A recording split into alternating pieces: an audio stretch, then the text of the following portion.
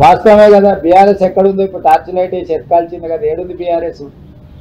Single seat కూడా పార్లమెంట్లో లేదు. పార్టీ పుట్టినప్పటి నుంచి ఇప్పుడు ప్రజలు కాదు, కేసీఆర్ కూడా బీఆర్ఎస్ ఏడుందని టార్చ్ లైట్ వేసి ఎత్తుకోవాల్సిన పరిస్థితి వచ్చింది. కాలగర్భం కాదు, గత చరిత్ర బీఆర్ఎస్ అనేది. బీఆర్ఎస్కు గత చరిత్ర ఉన్నది కానీ భవిష్యత్తు లేదు. నిన్న లక్ష్మణ్ కూడా రాష్ట్రపతి ప్రధాని ధన్యవాదాలు మాట్లాడుతూ 5 నెలలకి విసిపోయారు ప్రజలు, ఇప్పుడు మార్పు కోరుకుంటున్నారు, ఎప్పుడు ఎలక్షన్ జరిగినా బీఆర్ఎస్ రావడం ఖాయం. ఎప్పుడు జరుగుతుందని వారి ఉద్దేశం?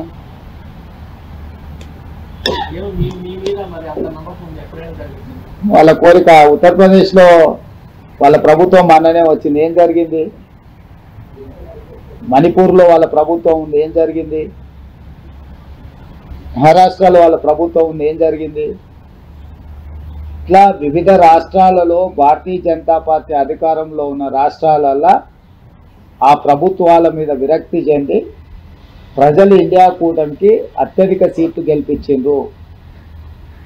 భారతీయ జనతా పార్టీ నాయకులు ఎవరైనా మాట్లాడే ముందు వాళ్ళ పార్టీ యొక్క దీనావస్థ దాన్ని పరిగణలోకి తీసుకొని మాట్లాడితే బాగుంటుంది. ఎల్బీ స్టేడియంలో అట్టహాసంగా సమావేశాలు పెట్టి సభలు పెట్టి అపాయింట్మెంట్ ఆర్డర్లు ఇచ్చి మందికి పుట్టిన బిడ్డల్ని వీళ్ళ బిడ్డలు అని చెప్పి చెప్పుకునే సిగ్గులేని పని కూడా కాంగ్రెస్ పార్టీ వాళ్ళు చేశారు. ఆ 32,000 ఉద్యోగాలను కూడా ఇప్పుడు ఇళ్ళ కలుపుకొని ఇంకో 1,70,000 ఉద్యోగాలకు సంబంధించి ప్రయత్నాలు చేస్తున్నామని కళ్ళబొల్లి మాటలు చెప్తా ఉన్నారు. దీనికంటే దుర్మార్గం ఇంకోటి లేదు. నిరుద్యోగులు అన్ని విషయాలు కూడా గమనిస్తూ ఉన్నారు. వాళ్ళు పెద్ద ఎత్తున ఆందోళన చేస్తూ ఉన్నారు.